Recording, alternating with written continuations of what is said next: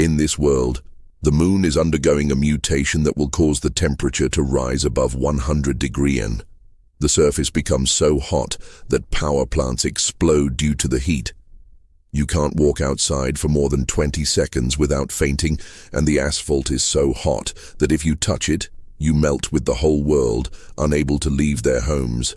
Supplies have become the most valuable commodity. Our protagonist survived for 5 years with his girlfriend. However, as soon as his supplies began to run out, she sent a guy to kill him before everything was depleted. But now, 5 years back in time, before it all started, he has the ability to stockpile food and resources. And in this life, he will accumulate 3 billion resources and vows to be the crew STV on everyone.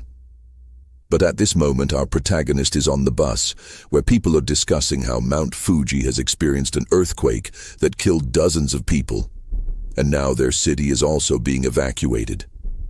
The girl in the tight pink dress says they had to leave so quickly that she couldn't even buy supplies. The guy beside her says all the supplies from the surrounding cities disappeared mysteriously, and the other guy with shaved hair says the same thing happened at Donan Lake in Shangan City. And also at the Dahunan warehouse, the girl is scared, saying all this must be worth billions. It's at this point that our protagonist from behind everyone says it's actually worth trillions, and the disappearance of so many supplies. Plus all these natural disasters shows that something is going on. It's good to be alert. The girl asks him if it's the end of the world, while the guy in the green shirt says he's excited. He can't wait for people to be treated equally, but our protagonist thinks that inequality will only increase even at the end of the world. There wasn't a day when life was equal. After all, he personally experienced it in his past life. He was just an ordinary delivery guy, until suddenly the apocalypse began and heat waves hit the whole earth. The tectonic plates move and creatures hidden in the core emerge to the surface. The whole world changed overnight, and in this new world, there was a new order in a society of extreme scarcity. Even simple supplies like instant noodles were worth millions, and a sausage was enough to buy any favor in that world. Everyone gave up on normality. And now, after everything that happened in his life, he was reborn, a month before it all started. The girl in the pink dress clings to him and says she's kind of scared. Can you calm her down? But he leaves saying there are more important things to do, leaving her puzzled outside the bus. He wonders in an apocalypse, what's more important? Obviously, supplies and resources in his past life. He spent all his time searching for them. But this time he will prepare in advance. He works at this Walmart, and at the moment the boss is saying he will have his salary reduced. He says it's okay and apologizes, remembering that in the first apocalypse, when everything started, the boss of this place took all the supplies and flood. So now, as compensation, he will take them for himself. He then opens the warehouse, and the system begins to detect all the nearby supplies and sends them to his spatial space, a huge area with a dimension of over 10,000 m. With this ability, he has been stealing even water from lakes and taking all the supplies from cities that are going to be destroyed after all. If in-out noodles are worth so much, imagine real food the best. Part is that time there is frozen, so it means the food stays perfect no matter how long it stays there. Finally, he will have something to eat. The system shows how many resources were acquired in this activation, and he feels that after taking so much, he's finally prepared. At this moment, 3 guys from work enter the completely empty warehouse and ask what happened. Our protagonist reveals that he took everything, and the boss says he has no idea how he did it, but orders the other 2 to get him. But the moment they approach, he takes a step back and mysteriously disappears into thin air. They stand there puzzled, wondering where he disappeared to, while he reappears outside. This is his second ability, spatial jump. Using his spatial power, he can teleport up to 3 meters away. With this, he can gather supplies much more easily and escape without a fuss. He tosses his uniform in the air, declaring the collection complete. Then he receives a message on his phone from the authorities warning that the Earth is undergoing strange movements and everyone should be cautious because a disaster could happen, but there's no need to panic. Our protagonist finds this curious since nothing has really started yet, and they're already saying, does it mean they somehow know the future at that moment? He receives a call from his girlfriend Yang Shokin. He sighs and answers and she scolds him, asking how he have the nerve to put their house up for sale. Does he think she'll really stay with him? If he sells the house, he needs to be more responsible as a man, because even though she doesn't want the house, she's still a woman. And if he wants to prove to her that he's a real man, he should hand over the house to make her feel secure. Suchin, our protagonist, asks if she has anything else to say. She says, what kind of attitude is this? If he hands over the house, she'll give him another chance, just transfer the documents to her. But if he doesn't do that, don't even think about marrying her. But Suchin hangs up without saying anything. He remembers that in the last 5 years of the apocalypse, he went out every day to hunt for supplies to feed her and even took her to one of the safe zones. If it weren't for him, she would have starved in the first few days, but still, and he remembers a day when he returned home and was attacked from behind all, because he wasn't bringing in as many supplies, and they wanted to know if he was hiding something. After Suchin was killed, they had fun next to his body, and Jiang Xin warned the guy on top of her that Suchan died because he was a useless incompetent. And it's good for this guy to prove he's not so incomp. Suchin was devastated to have trusted such a person for so long, but in this life Xin and that guy Nam Wang will pay the price. And they won't die easily. The pain he felt, they will feel 100 times more. He comes down and remembers that the things he needs now are not found in the market and can only be bought with money. But first he needs to get that money. So he calls a guy named Lu and says he's selling his house at half price. But he wants the money now, in front of the real estate agency. Wine and Shaoin are waiting for him. When he appears, Shokin scolds him for keeping her waiting for so long, but he ignores her and walks past. Wai asks who let him sell a house, and that if he does anything like this again, he would see the sun tomorrow. But at that moment, Suchin, who has learned to fight after surviving, grabs him by the neck and throws him to the ground, saying he can do whatever he wants with his things. Woken is scared by this and tries to stop him, but she receives a slap and falls to the ground in disbelief on the ground. Wang is begging him to let go, saying he's almost suffocating. But Suchin tells him not to worry, since he won't die so easily. He then releases Huan, who is shocked on the ground, while Suchin enters the real estate agency. At that moment, Chokin threatens him, saying to seize this opportunity she's giving him. If he kneels down and apologizes, she'll consider his case, but if he doesn't do that, forget about marrying her. Suchin looks back and stares at the two who run away in fear.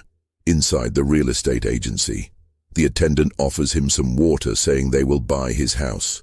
Now what does he think? The realtor's plan is simple. Suchin's house is worth $1 million, but now he's selling it for 700,000.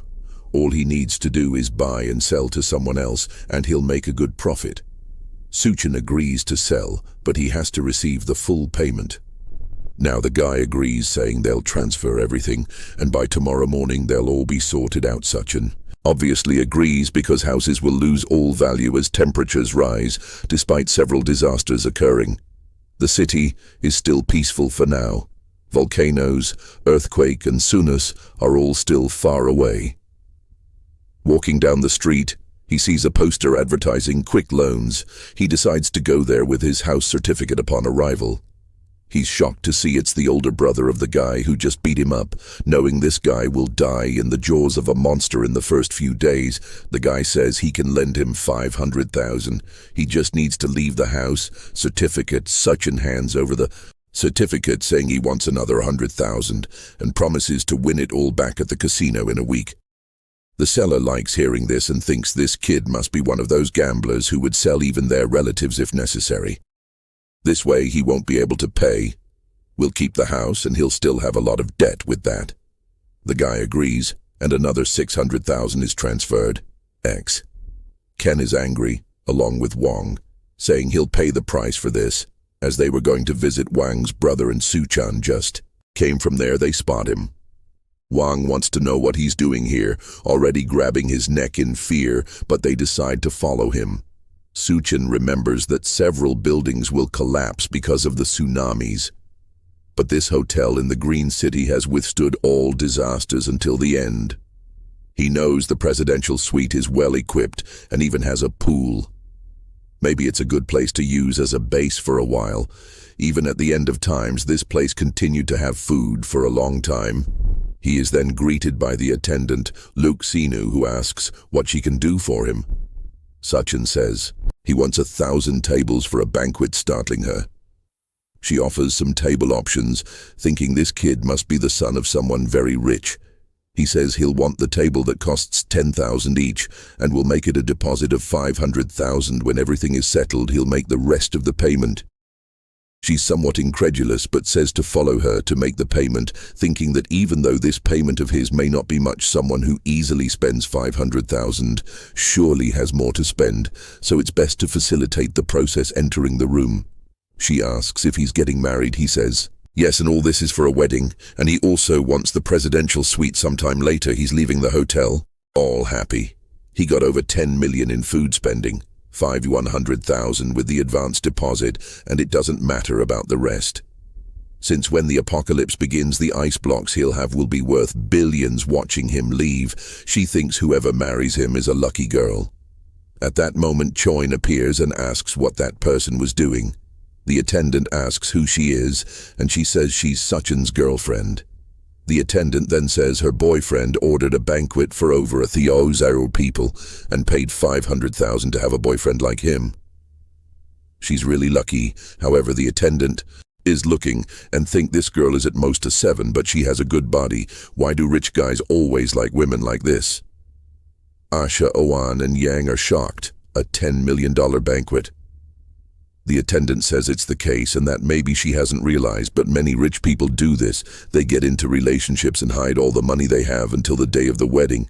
Choin starts to believe this, and Wang thinks it's impossible for that loser to have so much money. However, the attendant shows that she received the transfer of 500,000 on the street. Wang is asking Zio, who is he going to invite to a 1,000-person banquet? Now, Ayan is confident, saying, "You really don't understand, do you? He's trying to introduce me to the circle of millionaires. He knows only then will he reveal my identity. Why is wanting to become a mountaineer and venture into the mountains?" But she slaps him, thinking that she has to create as many opportunities as possible to stay with that loser, while imagining herself as a wealthy lady in a chair being pampered. Her eyes sparkle. She never imagined this scenario. She'll definitely have to marry Suchan the loser, and that's too good. Meanwhile, Suchan is just tallying up what he's done. 700,000 for the house, plus 600,000 loan, and 500,000 for the banquet. And now that his name is about to be tarnished, taking out a bunch more loans wouldn't be bad. So he installs all the banking apps on his phone and starts taking out a bunch more loans. After creating over 80 accounts, he managed to get another 970,000. Now he needs to buy a fireplace, ice-making machine, ice blocks, smokeless charcoal, and a few other things that aren't available in the markets. With the amount of money he has, buying online with fast delivery is easy. These items are essential for surviving the extreme cold and heat that will occur. He then orders 2,000 tons of smokeless charcoal, and also calls an ice factory to make a reservation. As he's walking down the street, a girl calls out to him. She's a friend of Shan's and says Shokan misses him. However, Suchan knows this girl isn't up to any good, has always spoken ill of him to everyone, so B tells her, "Miss me, she must miss my house, right?" Lena looks at Cheyenne and says Suchan must be testing her, and she got to realize how sad he was with her behavior. Ashokan then rushes to Shen to apologize, feeling embarrassed, asking if he can accompany her for a walk. She's not feeling well, and she was sad to have fought with him yesterday, but Suchan ignores her and tells her to go for a walk alone. Shin is losing her temper, saying he's being too arrogant, and Lena says he's getting a taxi. It's good they follow him and see what he's up to. Meanwhile, Suchin is arriving at the ice factory. The guy receives him impressed that he's so. Young Streen asks if the 2,000 tons of edible ice are ready, and the attendant says his factory isn't cheap, but guarantees extremely fast delivery. He just needs to pay a small portion, and they'll deliver everything. Suchin then transfers 100,000 to him, and the seller informs that everything will be delivered in 3 days. Save the money. The attendant asks why he needs so much ice. Is he organizing an event if he wants? They can cooperate in the future, and the price is negotiable. Suchin says it's all for a charity event and leaves at that moment. Another taxi stops and the seller gets excited, but it's Ayo wanting to know what that guy who just left was doing here. She's asking because he's her boyfriend. The seller is confused. Is this girl playing detective? What's going on here? He says he ordered 800,000 in ice. Both of them are shocked. 800,000 in ice. It's confirmed he's a millionaire indeed to do something like that. Lena asks, did he tell you what he's going to do with so much ice? The seller thinks and remembers. He said he's going to donate it to charity. Both of them get scared without understanding the reason. The scene shifts to one of the city's fanciest restaurants. In his past life, he never enjoyed anything before. Everything was destroyed, and even having a coffee was a luxury. Looking at the menu, he sees it's all quite expensive, and on the last page there's something for 177,000 with a question mark. He asks when it is, and the attendant says it's a special item made by their chef. Suchin says it sounds good and places the order. He remembers that in his past life, several creatures mutated. Some people thought it was some kind of biological change, but for him, it was just the creatures adapting to the new environment. At that moment, a girl with pink hair comes to deliver his order. She's marvelous and introduces herself as the chef of this restaurant. Suchin recognizes her as Chef D during the apocalypse. She became known as the Hell's Chef. She has some kind of magical culinary ability that turned corpses into edible things, and in a world of scarcity, no one could resist temptation. However, the dishes made with mutated creatures always ended up killing people. Seeing his expression, she wonders, he think that a beautiful girl like me would poison his food? And then she tells him that the dish she served is called Two-Faced Life. It's a meat dish with different preparations on each side. Suchin tries it and says it's really worth the $117,000 while thinking it would be wonderful to have her at home to cook outside. Lena says she heard this breast drum is really expensive, and Shokin says she can't wait to become a rich wife. So Suchin decides to go to one of the city's most expensive bars, since soon it won't be possible. As soon as he sits down, a bunch of girls surround him asking what he wants to drink. He starts drinking with them. And when he looks to the side, there's a girl sitting there.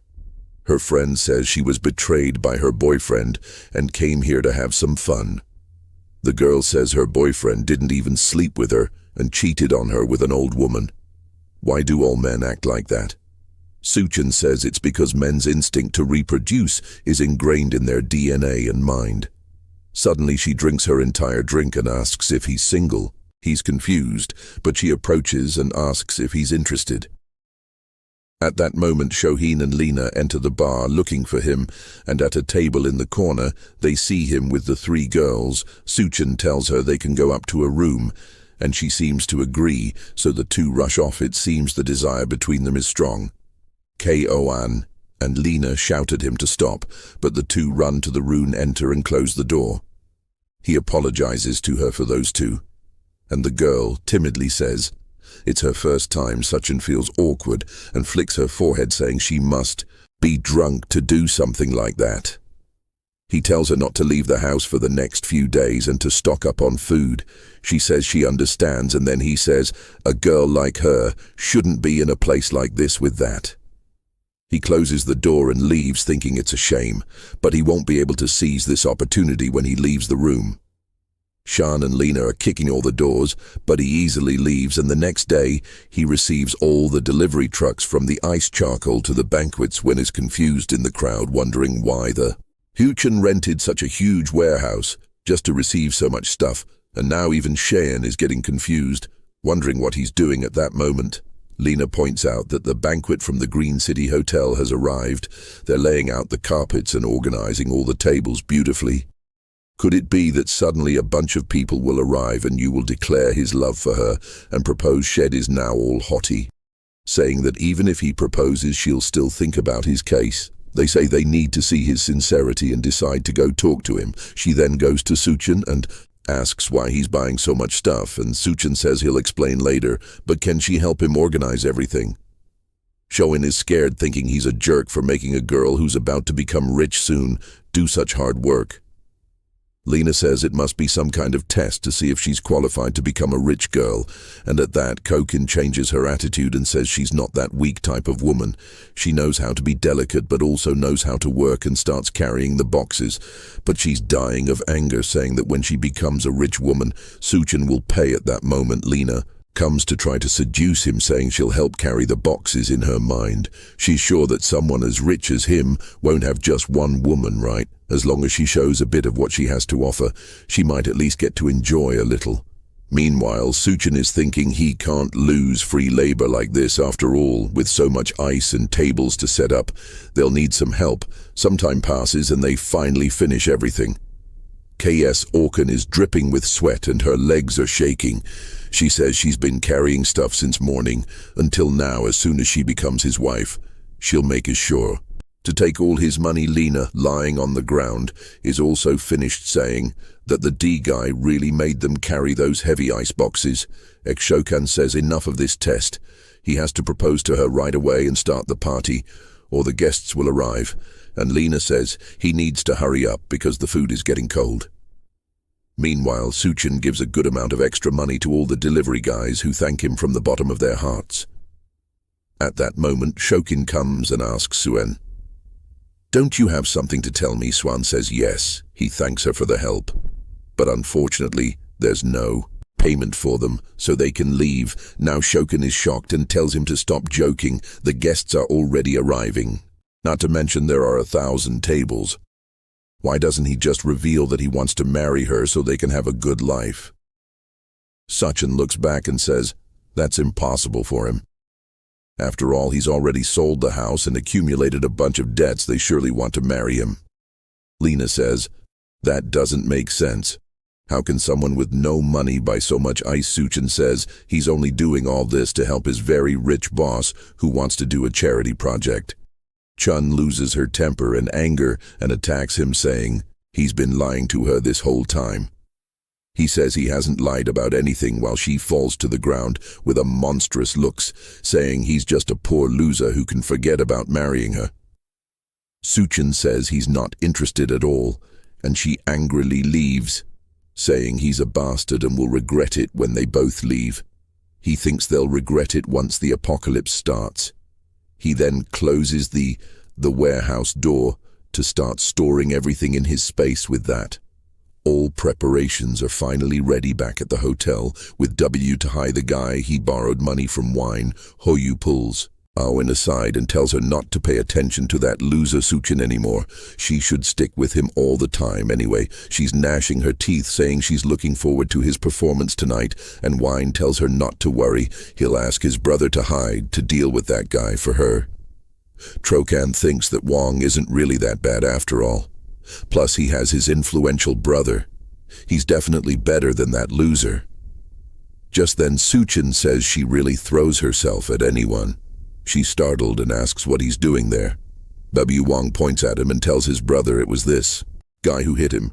Dahai says he didn't expect it to be this guy here, and Wang asks if he knows that guy. Dahai explains that this kid borrowed 600,000 from him and has to pay it back by tomorrow.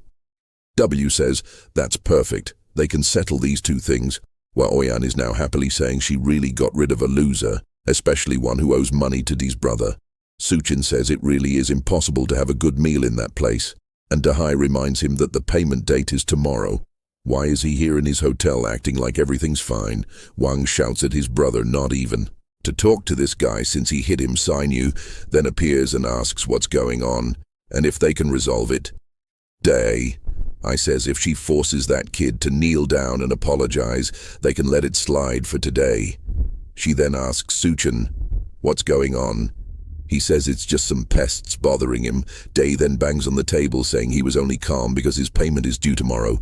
But from afar, a guy with a goatee asks, "What's going on? And who let him cause trouble here?" Suchin and Day recognize this guy as Ji Kang. Day starts apologizing, asking what he's doing here. Goang says he has important matters to discuss here today, and it's not for him to cause trouble. Dehai knows this guy is an entrepreneur, but is involved in various underworld activities, and he has a lot of people under his command, so it's really not good to go against him, and with that he apologizes, saying he'll come back later. Suchin recognizes this guy as Skull Crusher, and in the apocalypse this guy became one of the most powerful forces, and he even had the boss of hell working for him. Suchin remembers that this hotel was one of the first places where some people with powers appeared, and maybe he got so strong because of something that will happen here. Go Thring stares at him while Suchan thinks whatever opportunity arises in this hotel, he'll seize it sometime later. Gong is taking Dua to meet someone named Mr. Sun, and she asks what this guy wants to discuss with her. Mr. Sun says he was looking forward to meeting the wonderful Miss Duan, and then serves her a drink. Dua realizes there's something wrong with that glass, clearly containing some kind of drug. While Suchin remembers in his past life, he hid in the basement with XO Kang and barely survived. He never expected that in this life he would kick her and she would still follow him here. But this is the perfect opportunity for revenge. Looking at the pool where the two brothers are going to refresh themselves, saying that tonight is strangely hot, but it's worth it. Since the girls will come in bikinis, they then appear and look at the moon, saying it's strangely bright. It's shining as much as the daytime sun at that moment. One declares his love for her, while Suchin in the room says their love is really about to explode with a glass to the moon. He welcomes the apocalypse. The moon then begins to tremble, and in it a red aura. Everyone outside feels something strange, and their skin begins to burn. They all start running back to the hotel, saying something's wrong. Why is the moonlight burning so much? Inside the hotel, people are confused. It's night, but it's very bright at that moment. The three of them are running, and everyone is scared. Their skin is already red. They are desperate, looking for somewhere to cool down. They then see an aquarium, run to it, knock it over, and jump in to relieve the pain. The hotel staff ask what's going on and where is Dee's brother at that moment. Wine remembers his brother, who appears at the door with his skin all burnt in the room. Mr. Soon is asking Duan why she's not drinking, and Gao Kinung says they prepared a banquet, so why don't they go there now? But Mr. Sun tells him that in this city nobody can refuse to drink the wine. He pours into the glass. Dun gets angry, thinking Gal crying set her up. He's so eager to raise his social status that he handed her over to this Mr. Sun. She knows this Sun Debio very well. He's a guy who's invincible in the city of Shanggu, has harmed many women, and today she became his target. She's absolutely sure there's something wrong with this wine, so she can't drink it. But what will she do right at that moment? The moon starts burning the three of them, and they close the curtain, wondering what's happening. Mr. Sun says they'd better go down to understand better, and Duan feels relieved to get out of the situation in the lobby. Sin is trying to calm everyone down, saying the rescue teams must be coming. Ji crying asks one of his henchmen, "What's going on?" He explains that suddenly the moon shone red, and the temperature outside rose by over 70 degrees. In the news, they're saying that a lot of people have already been injured and burned. Mr. Sun calls the minister and asks them to send someone to pick him up. However, sometime later he tells Gang that unfortunately it seems they're having some problems and won't be able to make it. Meanwhile, Dehai is in agony with his entire skin burned. People are trying to apply some burn ointments, but it's not enough, not to mention he needs to be taken to a hospital, but with his high temperature outside it will be impossible. He says he'll call a friend to come pick him up. The friend answers the phone saying it's in the middle of nowhere. But okay, he'll come as soon as he leaves the garage. He sees it's too hot and gets confused. The heat is so intense that the tires burst and gets out of the car, calls his friend to let him know he'll be delayed, and runs away. However, the sole of his shoe melts and he slips and falls to the ground, looking sideways. He sees another person lying there already, a dry corpse. He gets scared and tries to get up without realizing that half of his face is already on the asphalt. Everyone in the hotel is startled when he screams on the phone while all this is happening. Our protagonist is in his room with controlled temperature. He's sleeping soundly in bed, and government announcements are already being made due to the intense heat emitted by the moon. Temperatures have risen by over 75 degrees, with the ground reaching over 100. The event has already resulted in hundreds of casualties. Please stay indoors to avoid skin and respiratory burns. At that moment, one of the power plants explodes due to excess heat, cutting off some communications. DI says he lost contact with his friends, while everyone is in the last room left in the hotel. Shaven and Lena are complaining that they don't want to stay in a room full of men. But at that moment the power goes out, and with that the air conditioning also stops working, and everyone starts taking off their shirts, dying of heat. Chin remembers that such Chin's room has a pool. Meanwhile, our protagonist is swimming peacefully. He already knew the power would go out because of the explosion in the power plants, and that's also why you chose a room specifically with a pool, in addition to vertical air conditioners and giant batteries or the temperature. But he's also missing some ice here. He changes, sits on the sofa thinking, it's very nice. Now he's hungry, so he sets up a banquet on the table, as it's the first day of the apocalypse. He needs a small breakfast while wondering when that Gohan will have the chance to gain powers. Someone knocks on the door, saying they know he's in there. Our protagonist knows that the power to teleport and the preparations he made, he doesn't mean to worry so, to cause anger and envy. He decides to open the room. As soon as the door begins to open, a cold breeze comes out and everyone feels an indescribable relief, wondering why does it seem so nice in there and why does he have air conditioning. Sachanan asks if they need anything. Wong points out to everyone that he has ice, a pool, food and electricity. Lena and Shoin start shouting at him, asking how he dares to let them burn outside all day while he's living in luxury. He better leave that room. Now the High tells him the time to pay back everything he owed his cum, so he better hand over that room. But the moment he steps into the room, he take a shot in the stomach. Dahai is shocked when he sees the wound, and Sushan warns that if he takes another step he'll die. Everyone is trembling now. Does he really have a gun?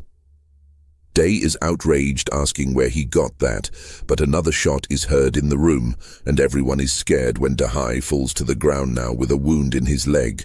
Suchin points outside, saying whoever wants to die can stay there, and he'll give them 3 seconds. Whoever is in his line of sight will go to the next life.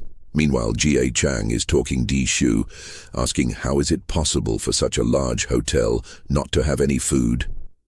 She apologizes, saying they recently had a banquet for over 1,000 people, and the ingredients and food were scheduled to arrive today. At this moment, Mr. Sun, pouring water over his body, commands her to bring all the water and food she has right away. Families start to become outraged by the water waste he's causing. A war breaks out in the lobby. Just then Day arrives with his injuries, and everyone warns that Su Chen shot someone. Seeing the wound go, Chang wonders, is there someone with a gun in this place? Seems like there's a tough guy living upstairs choking. Then informs everyone that such Chen's room has electricity, air conditioning, and even a pool. People surround her, asking if she's not lying. If she's sure, she affirms they can believe her. He even has an ice cube and plenty of food, so everyone decides to go to his room. Meanwhile, Goang sends one of his henchmen to take a look as well. Once again, he opens the door, asking what they want, and everyone feels the fresh and cool air touching their skin. It seems like paradise in there. The crowd outside pleads for him to be kind and take care of the elderly, stating that since it's a hotel emergency, he should share everything he has with everyone. The chubby little boy spots some fried chicken and jumps to grab it. However, he stopped with a kick to the belly, and as sent flying, Suchin warns the parents to take care of the kids, or he'll have to do it for them. People are outraged, asking how he dares to hit a child. He's truly a murderer, and doesn't deserve to stay in that room. Boom. Everyone starts to enter, however, at that moment he shoots the guy in the back, who falls to the ground. Swan warns that he may be alone, but everyone there only has one life. He knows the situation seems dangerous, but at any moment he can jump through the portal and disappear downstairs. Wang is furious after his brother suffered 2 gunshot wounds. A crowd threw his body out because he was already dying and decomposing. We are saying they have to kill that damn Suchin. Meanwhile, in Suchin's room, Shaoan and Lena are sweating and dripping with heat as they're asking to come in, saying they're sure he wouldn't have the courage to shoot them, and that they love him very much and are sure he loves them. If he lets them stay there for a little while, they promise to join him in a 2-against-1 adventure all night long. Suchin says that since they want to work together so eagerly, he'll let them in. They're all happy and disbelieving. But suddenly Wan passes between them, hitting them, saying he'll kill him when he's about to touch Suchin. He takes a blow to the face, collides with the two, and everyone falls to the ground around Stay Wang, beaten in their arms. They're afraid to enter the room, and Suchin says just go away from here. They leave, and he says he's just playing for now, but if anyone tries anything, the artillery robot he has installed, who sort everything out in seconds. Tanks are seen outside the hotel, and everyone believes is the rescue team.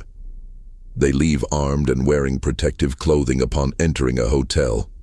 They ask if someone named Liu Singo is there. The guy introduces himself, and they then tell him to put on the insulation suit and come with them. Everyone asks to be raised together. However, the soldier assures them to stay calm. The rescue operation will take place tonight at midnight in Silicon Valley Square. The residents celebrate, saying the government really hasn't abandoned them. Meanwhile, Mr. Sun says he'll pay $1 billion if they take him now. However, he's restrained by one of the soldiers who tells him not to interfere with the operation. Mr. Sun tells Ga Kang to do something, but clearly with so much aim at him, there's no way. At that moment, Shim grabs one of the soldiers and says there's a killer living upstairs, and Lena says he's already killed a bunch of people and will soon finish everyone here. They need to save the people in the hotel. A soldier named Xiao Fang then says he'll take a look, and his friend tells him to be careful and not act impulsively. He takes his gun and starts climbing the stairs toward the room. Sha Oan is thinking, this is the perfect situation. As soon as this guy kills Suchin, she'll steal that run for herself. Chang cautiously walks down the hallway, observing every corner, until he notices a camera looking at him. Suddenly, Suchin opens the door and throws a flat bang. Before he could understand what's happening, explodes in his face, blinding him. A sleeping gas falls at his feet, and when he crouches, Swan appears from behind and hits him on the head. Sometime later, he wakes up in the room, not understanding what's happening and why it's so cold. Suchin tells him, your name is Luke Xiao Fang, and you're a captain of the Special Forces. Now that you're awake, let's talk. Xia Fang looks around at the ice cubes and asks what's going on here, who he is, and where he got those grenades and weapons. Suchin says he's just a regular guy who just graduated, and he got those weapons on a trip to the Middle East. Suchin then asks if the government set the rescue points for tomorrow morning, and Xiaofang is surprised by the fact that he already knows that information. Suchin realizes it's all going to be the same as in the past life, and warns Xiafang that even though the temperature is lower at midnight, people can't stand more than 10 minutes outside. The vast majority will die just trying to reach the rescue point. Chafang says they have no choice since many people are starving in their homes who can't stand the heat anymore. Their only chance is to reach the rescue point, and since it's difficult to modify the vehicles, there's no time to rescue everyone indoors. At least if they put some blankets over their heads, maybe they can make it. Suchin then suddenly puts his hand on his shoulder and points the gun. Chang asks him to calm down and says all he wants is to at least warn everyone to go with blankets. Suchin then cuts the rope and says he's free, since he respects the fact that he's saving lives. But it's good he doesn't try to come in here again. Xiaowang asks if he's not afraid he'll come back with other people, but Suchin shows him there's no need to be afraid, and Xiaofang recognizes it right away. It's a camera with facial recognition, and it built an automatic machine gun. He wants to know where Suchin got it, but Suchin says he already said the Middle East. Now he better leave the room, because he doesn't have time to deal with this anymore. Shafang accepts and leaves back to the tank. Mr. Sun gets angry, thinking that not even the damn soldier could deal with a guy he hits. Gan saying he really can't do anything. GACR's henchmen ask if they really won't do anything and will tolerate this guy. Guyan explains that after everyone is rescued, they'll still need the connections. It's dangerous to act now. At that moment, Suchin appears and says, in times of chaos, you're still dreaming of restoring order. The henchman gets angry, but Gan tells him to calm down and asks why Suchin came down. Suchin then shows a bucket of ice, saying he came here to negotiate. The henchman tells Galen it's good to kill that kid now and take everything he has in the room. But Suchin points the gun, and the guy gives up the idea. GA then says they should talk business, and he hands over the edible ice to both of them when they eat it. They're impressed with how delicious it is. GAA now also wants to kill Suchin to take everything he has, but first they'll meet his demands. At that moment, Mr. Sun kicks him in the stomach, saying he's a damn liar for hiding those ice cubes, and starts stepping on him, saying if he hides anything else, they'll die. Goen is losing it, and Mr. Sun sees Duan sitting, saying, she's a very modest girl. Everyone is about to die of heat, and she hasn't even had the courage to take off her clothes, but he grabs her arm, saying he's tired of seeing her attitude and he's in the mood to do certain things, so she better follow him. Duan slaps him in the face, calling him a bastard. But suddenly Sun rips her shirt, saying for her disobedience, he'll take advantage first and then everyone will do what they want. She falls to the ground, scared, and he says she's sweating a lot, and he's just doing her a favor until Gan appears behind him, saying enough of this. Sun turns to say something, but Gan punches him in the neck with a closed hand, breaking it instantly. He falls to the ground, dead, and Gan says, Suchin is right. Indeed, this place is already chaos, and people like him have to die with it. And then warns that this place is now under his control. Whoever doesn't want to obey will go to the rescue point or die here upstairs. Suchin observes, saying that apparently his words were effective. Game was already the boss of this place in the past life, so we just sped things up. And with that, the two of them have already been thrown out. Gain then starts drinking. The ice Swan gave him, while Shokan and Lena beg for a little piece, staying. They'll do whatever he wants. He throws it to them, saying it's okay, they'll give them some, but they better obey any demand. His henchman asks if they're not going to the rescue point, and Gan says it's too far. It's not certain they'll survive. The henchman asks why he wants these women, if they're running out of resources. Gan says it's all part of a plan to deal with Sachin at midnight. Lena and Shokan try to leave, covering themselves with blankets, but the henchman comes and takes everything off them. Jokin asks what he thinks he's doing, but the henchman mourns that now that they've taken the ice, they'll have to stay with him for a while. Those who decided not to obey Gan because he didn't provide supplies or trying to reach the rescue point. But even though it's midnight, the ground is much hotter than they imagined. They're trying to protect their feet with a piece of wood. But it makes it difficult to walk, and one of them stumbles upon contact with the ground. Their hand and face melt, leaving the survivor behind to die. Meanwhile, his body, which was burning on the ground, until now wakes up with red eyes from the balcony. Suchin observes everything, remembering that in the past life he almost died on this walk. Kokan and Lena say they can do whatever he wants, but why don't they at least go to the room? The henchman says they're being too shy. There's no need to try to hide. But suddenly the glass shatters and the two chubby guys who were burned come running after everyone. Wang thinks they're zombies and asks if they'll turn. 2. If they're bitten. Goen says they need to figure it out, then grabs him by the neck and throws him to the two creatures. Wang's back is burned just by making contact with the creatures, and Su-chan appears with a blade, telling everyone to get out of the way. The henchman can't believe he wants to deal with these monsters, and Gan is eager, thinking that as soon as Suchin kills the two, he'll kill him and take everything for him. Suchin knows that bodies exposed to heat turn into zombies, but they don't share any virus. You could say they're more like Dr. Demons.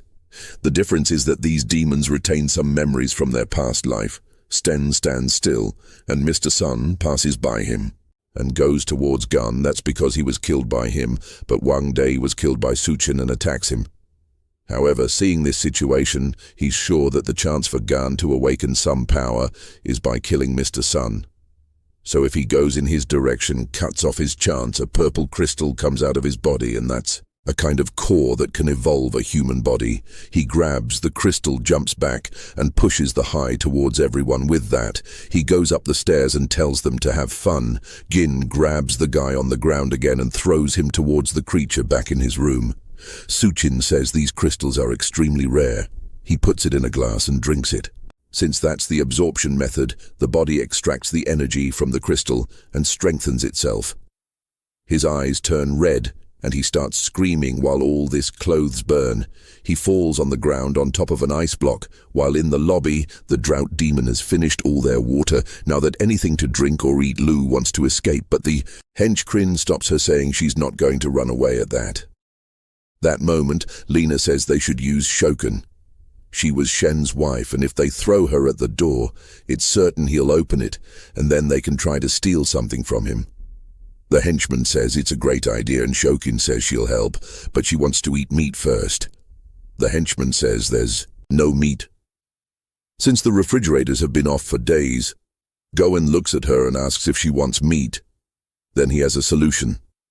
They restrain Lena, and he warns her if she wants to, she'll have to do it. Keen is shocked, asking if he means they're going to eat her meat while Lena is trembling. Shokin is going towards her. Lena pleads, saying, "What are you doing? You're not going to do that, are you?" But Cheyenne goes to her face and says she just betrayed her by talking about her being Suchin's wife. Since she did that, she deserves it, and then strikes 3 times. Gone, and the henchmen are even scared to see how she did that. Without hesitation, Koken is going crazy, saying that when she's full she'll go up and drink Suchin's blood. The henchman looks at Gan and asks if they're really going to do that. Gawan says to call the boss, doing quickly, or else they'll dry up. Meanwhile, in the room, Suchin is jumping around with his new body. Not only is he more resistant to heat, but he's also more agile and strong. At that moment, he sees Du-Wan at the door, standing at the entrance. She's thinking it's getting crazy down there. She doesn't have a chance of surviving if she stays there, so she has to try her luck and use what's left of her value to get something here. Right at that moment, Suchin opens the door naked and she gets scared. She screams, and he apologizes, saying it was unintentional. He was excited about some news in the room. He then tells her that even though he has resources, it's limited, and decides they just met, and he can't accept her just because she's beautiful. Right, he remembers that in the past life she was a very smart woman. Furthermore, she formed a cooperative relationship with Gal Keon. However, even though he had thought about having her around, the atmosphere feels strange. Now, Du-Wan then tells him that she's not just a cook, she's also a doctor who has been working as a surgeon for 3 years. She's thinking that his room is extremely well equipped. Not only does it have electricity, but it also has ice and food. She needs to demonstrate her worth to stay here on the sofa. Suchin acknowledges that being a doctor is indeed a good proposition. However, as she knows, resources are extremely scarce, and it's uncertain if they'll survive until tomorrow. Feeling uncertain upon hearing this, she says that as long as he doesn't kick her out of the room, she'll do whatever he wants. Upon hearing this proposal, Suchin immediately states that this is her new home. She feels embarrassed, thinking she said it a bit hastily and unintentionally. Suan warns her that her only choice is to behave. If he catches her planning something behind his back, their relationship will end. Du-Wan assures him that she understands and will never doubt any of his methods or determination. Suchin then suggests that she can demonstrate her determination by undressing. She feels embarrassed and asks if he wouldn't rather have a like on the video first. Since the chapters are over, I will bring you more. If you enjoyed, activate the cheeky little bell and out.